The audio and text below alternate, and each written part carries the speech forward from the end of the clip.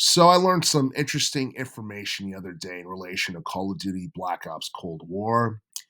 And the reason why I'm talking about the Call of Duty game from 2020 is because this is connected to the Uvadale school shooting that took place back in 2022, where dozens of elementary school students lost their lives.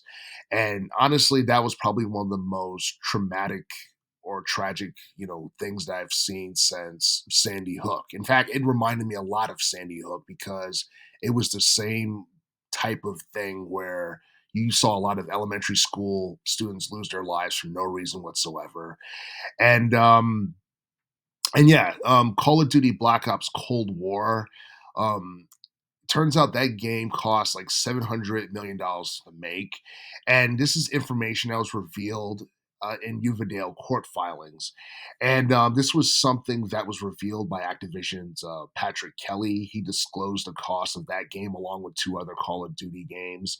One of them was Black Ops 3 from 2015, which had a budget of 450 million, and another game was Modern Warfare from 2019, which had a budget of 640 million.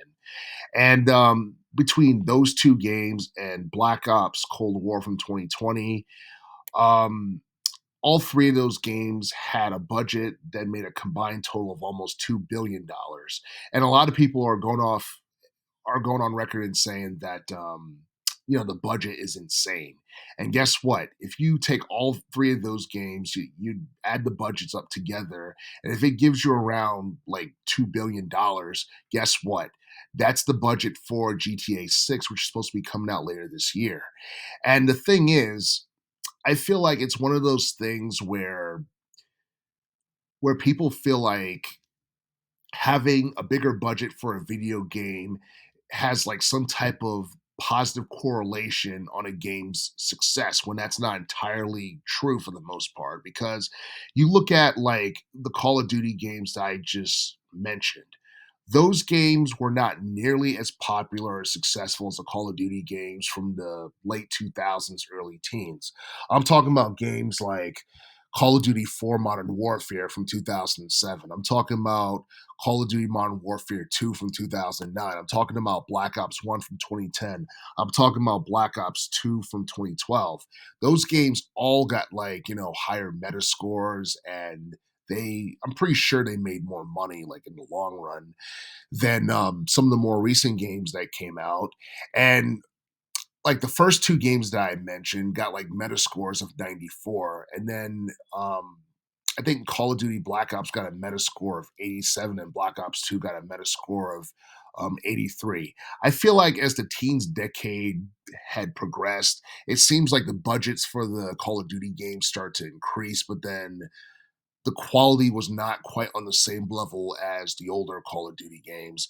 And don't get me wrong, like this most recent Call of Duty game that we got, Black Ops 6, I feel like for the most part, it was a pretty good game.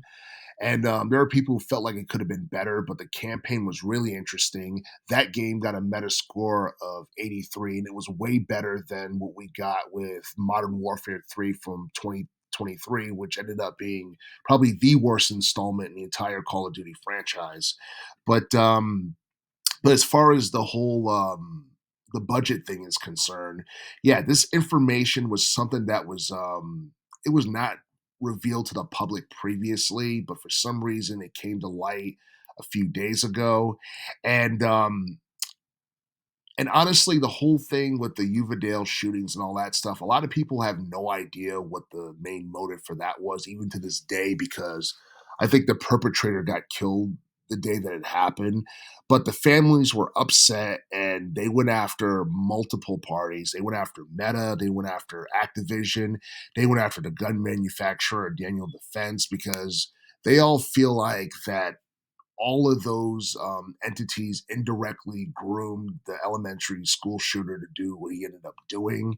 And I'm not exactly sure if that's probably the case with what happened at Sandy Hook back in 2012, because Call of Duty was actually, more popular during that time period than it is now. I mean, don't get me wrong, Call of Duty is like still like popular in this day and age, but I feel like the series had reached its peak during the late 2000s, early teens for the most part. And and I feel like Call of Duty in general has just been like living off its name value for years for the most part. But but yeah, I mean, I do feel that the budget for these games are kind of, ridiculous to say the least, but I don't know. Like a large budget doesn't necessarily mean you're going to get a good game. And I think things that like contribute to a good video game is pretty much leaning into what the consumers want to see, leaning into what the customers like, to what the fans want to see. Probably, remaking classics here and there. It's like simple things, for the most part. But I mean, I just feel like it's ridiculous that, the budget for these games continue to go up and up, but the quality's not up to par with what we got like more than a decade ago. And the thing about having a higher budget for a video game is that it's also high risk because you have video game developers working on these high budget games, and it puts a lot of pressure on the developers to try and make something that's going to have these like ridiculous sales, across different gaming markets. And if the game flops, then the company loses millions of dollars. Now they got to make cuts. Now they got to make layoffs. And it's something that's stressful for the developers. And it's something that's going to piss off, fans or customers of whatever franchise because, the game didn't sell as much as a lot of people thought it would, or because customers are just not interested in the game or the product that's in the stores or whatever. So I don't know. With that being said, um, I do feel that having like super high budgets is unnecessary. But the thing is, if you're gonna have like video games that's worth that much in terms of like budgets and stuff like that, you better deliver for the most part. The game better be something that people want. Otherwise, it's just going to be a colossal waste of time. And as far as the whole Uvalde school shooting thing is concerned, um, yeah, I really have no idea what to say. I feel like in terms of mass shootings, like 2022 wasn't nearly as bad as 2018. I feel like that was still like one of the worst years for mass shootings altogether. We haven't been seeing, I guess, too many mass shootings within the past like 2 years or whatever, but I don't know. That's something that could possibly change. Hopefully, it's something that doesn't change in the future. Um, yeah, I mean, I'm not exactly sure what the future of the Call of Duty franchise looks like. I still feel like Call of Duty is still going to be around for the most part. And I feel like the franchise is way too important to the shooter genre of gaming altogether because when people think about shooter games in general, they think of Call of Duty because it has that mainstream level of appeal.